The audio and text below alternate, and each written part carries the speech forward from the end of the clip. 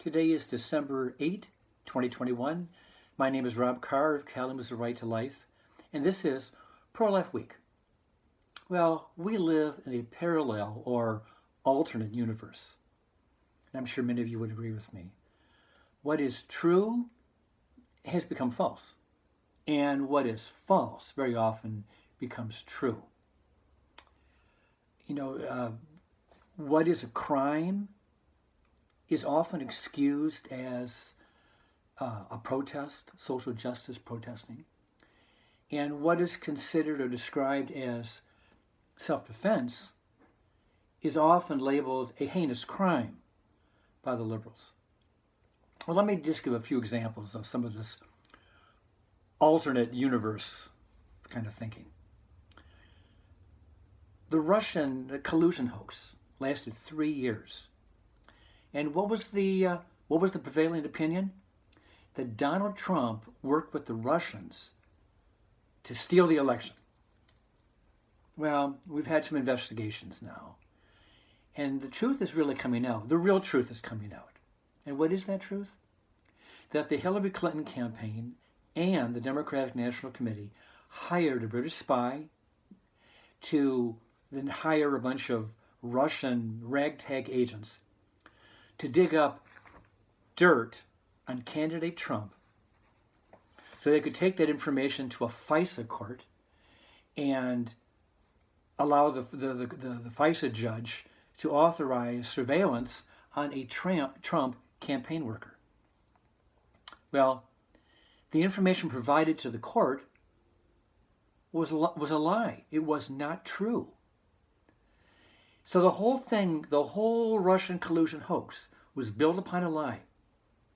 And the interesting thing, the Democrats said that Trump was trying to steal the election, when in actuality, the people trying to steal the election, trying to affect the outcome of the election, was the Hillary Clinton campaign, because they wanted to win, and they were going to dig up just enough dirt, supposed dirt, to convince enough voters to vote for her instead of him.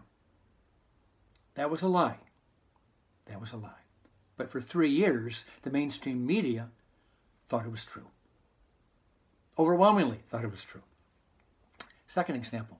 Right now, the Biden administration, the Biden administration is trying to put some pressure on Putin and the Russians to not invade Ukraine. And why? Ukraine wants to remain an independent country and protect its borders. And I think Ukraine should have the right to protect its borders.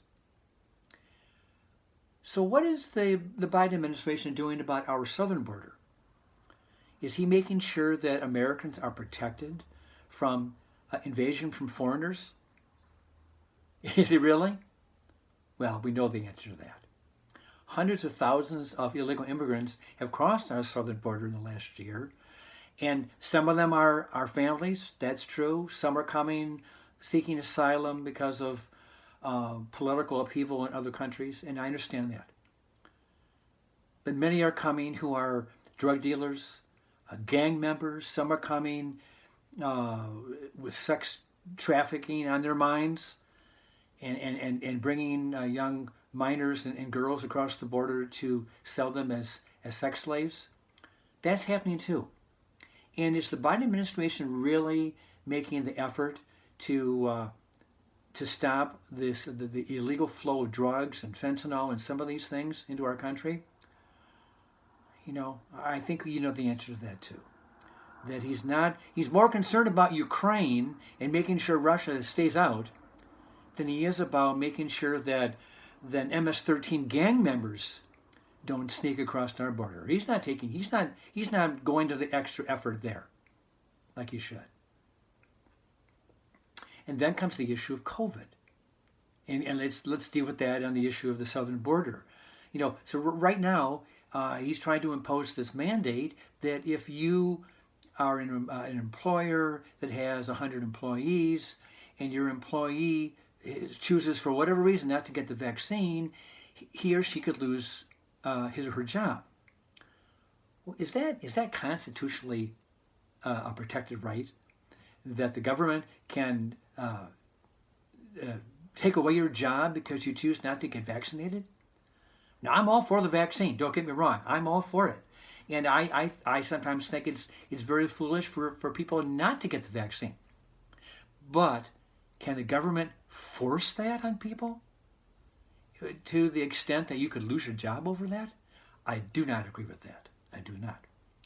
So he's forcing Americans to possibly lose their job. But is he protecting the southern border from people coming across who have COVID? No, he's not protecting the southern border from COVID crossing the border.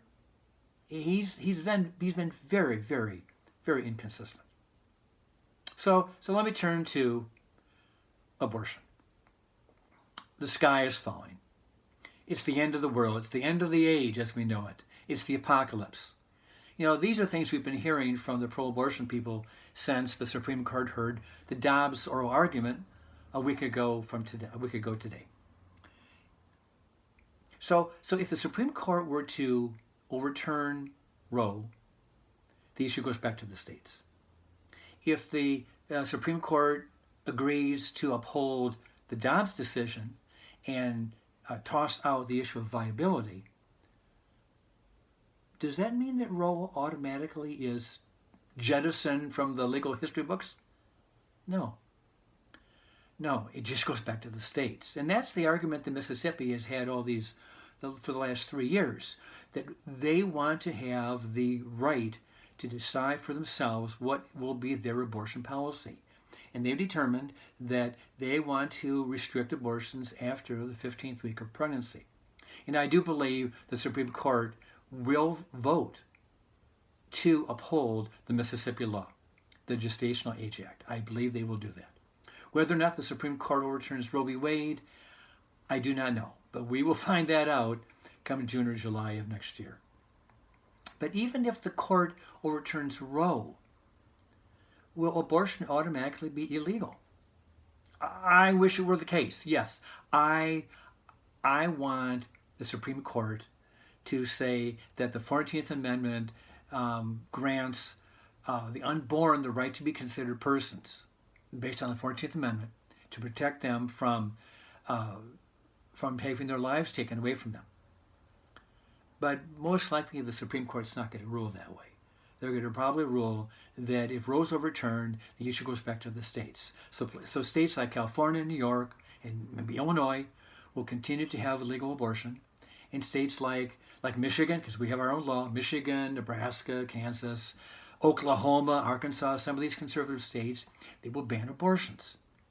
And if you live in, let's say, Iowa, and you want to have an abortion, and Iowa has outlawed that procedure, you may have to travel to St. Louis, or if Missouri has banned abortion, you may have to travel to Chicago, to Illinois to get an abortion. And, and I've thought about this, and maybe it's not a fair comparison, but not every hospital in the country performs heart transplants.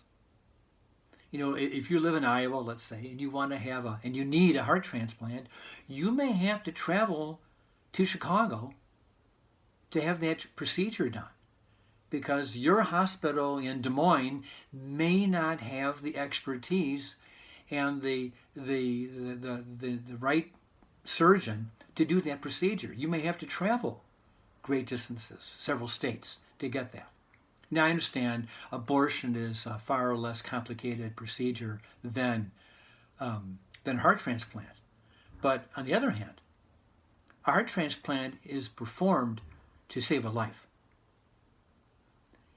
And abortion is performed to take a life.